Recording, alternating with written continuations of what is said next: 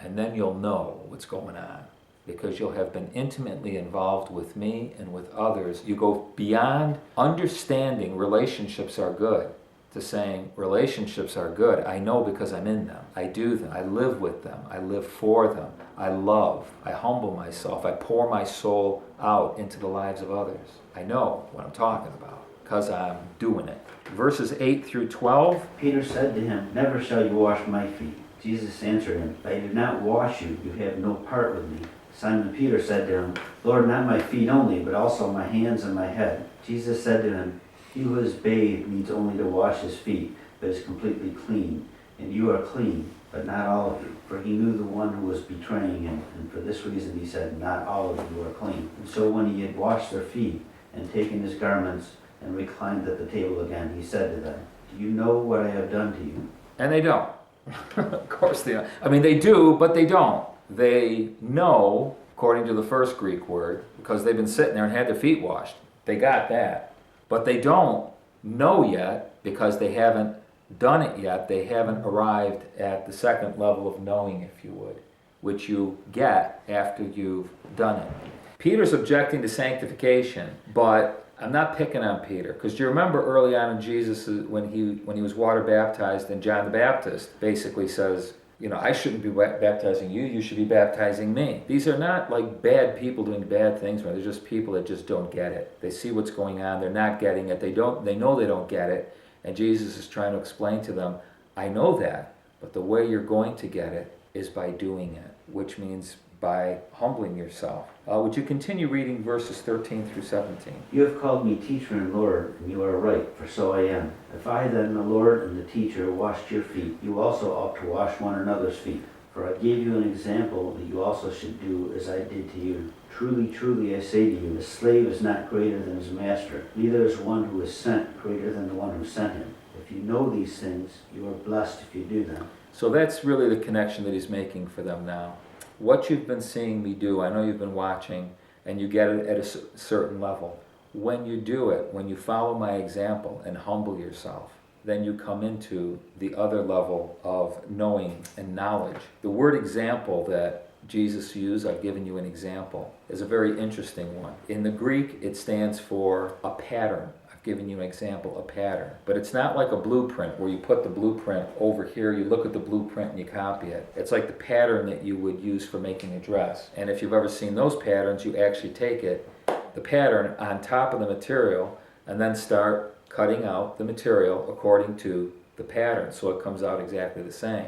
And that's what Jesus is saying, is I've given you an example. It's almost once again like I'm going to lay on top of you so that you've got a model to go by that's not by looking and studying and reading the Bible all the time, but you have the Christ in you, the pattern. You have the example. I'm in you. What we are going to work out, what we are going to do, I'm not telling you to do this.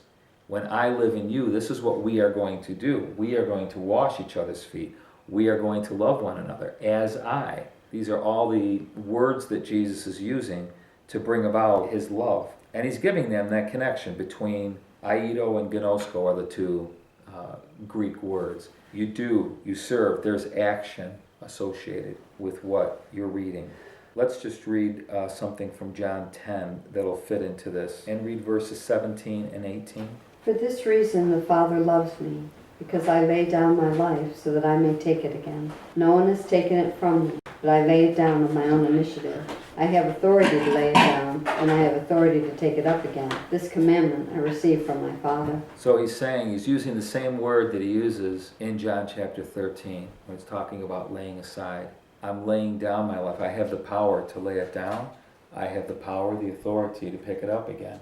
But he starts from a place of the Father loves me. And this becomes crucial. Jesus knows the Father loves him. He knows the Father sent him. Everything Jesus does comes out of that right there. He knows that. Not just understands it theologically, but he's been acting upon the impulse of his Father's leading. So therefore he knows the Father even more because he's been working with him. My Father works and so do I. And he's continuing to give these guys a key that I know you can read the Bible and you can understand a lot of it, but until we actually start acting upon what we're reading and doing the stuff, we won't come to that level of knowing. All we'll end up with is a bunch of people, didn't I do this and didn't I do that and didn't I, all these things, but never really know Him, because it's about knowing the love of the Father and loving God. Those who love God are the ones that are known by the Father, kind of thing. This is all that Jesus is saying. Now, it sounds great on paper till you start living the thing out, and then you find out that there's a tremendous amount of humility that is required in this whole process. Jesus says, unless a kernel of wheat falls into the ground and dies, it abides alone. It's not in relationship with anybody or anything. My Father loves me. This kind of segment ends, and then we have the betrayal part with Judas. Let's read verses 31 and 32, Russ. When therefore he had gone out, Jesus said, now is the Son of Man glorified, and God is glorified in him. If God is glorified in him, God will also glorify him in himself, and will glorify him immediately. I think that one of the things that John really, really wants us to get out of John 13 is Jesus knew he was loved by the Father. He knew he was on earth because the Father sent him. Every one of us in this room, the Father is sent. Jesus knew where he came from. We're not doing so hot in that category. We know a bit. I mean, we hear it and we kind of like gravitate towards it and obey it, but we don't really know it, if you know what I mean. But Jesus did. Jesus knew where he came from. He knew he was going to the Father. This was the framework he worked from. I am loved. I am here to love. I know who sent me. I know where I'm going.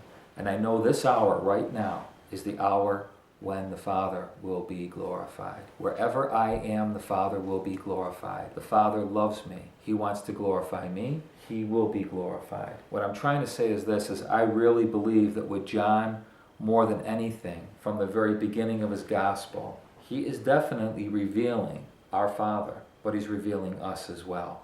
When we see Jesus, we see us. And that's what John is trying to say. You can know where you came from, who sent you, and where you're going. We're talking about God sent his Son to tell us who we are, who he is, to tell us of his love, to share his love, to explain to us and show us, demonstrate, reveal to us the power of humility.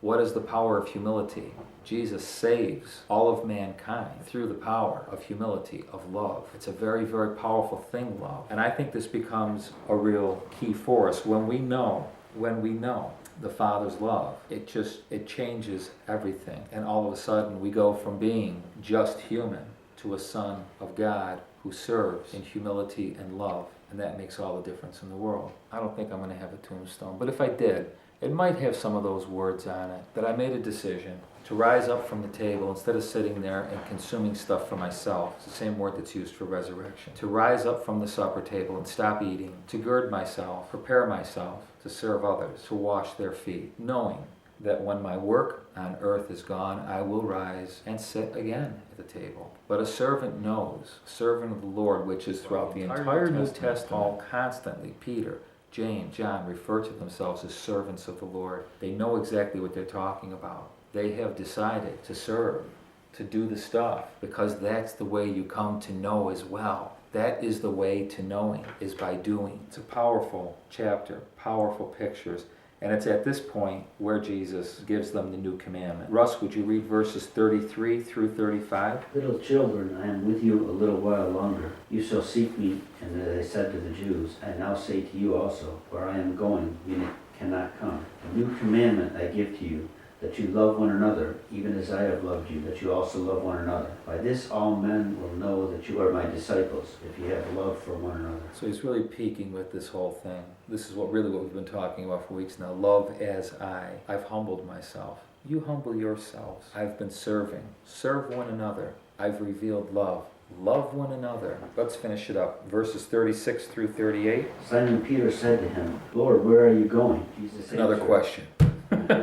Jesus answered, where I go, you cannot follow me now, but you shall follow later. Peter said to him, Lord, why can I not follow you right now? I will lay down my life for you. Jesus answered, will you lay down your life for me? Truly, truly, I say to you, cock shall not crow until you deny me 3 times. This has not been a good chapter for Peter, as you've picked up on. But it has been, because he has moved from being an observer, seeing what's going on, but not really getting it, and Jesus giving him the key, this is how you're going to really get it. By the time the chapter is ending, we've got more questions, more objections from Peter, more role reversals. Jesus, you shouldn't be washing my feet, I should be washing your feet. No, Peter, I have to wash your feet. I'm the Savior. I'm going to wash your feet. I'll lay down my life for you. No, Peter, I'm going to lay down my life for you. Peter is constantly getting the roles reversed. I never thought of it that way.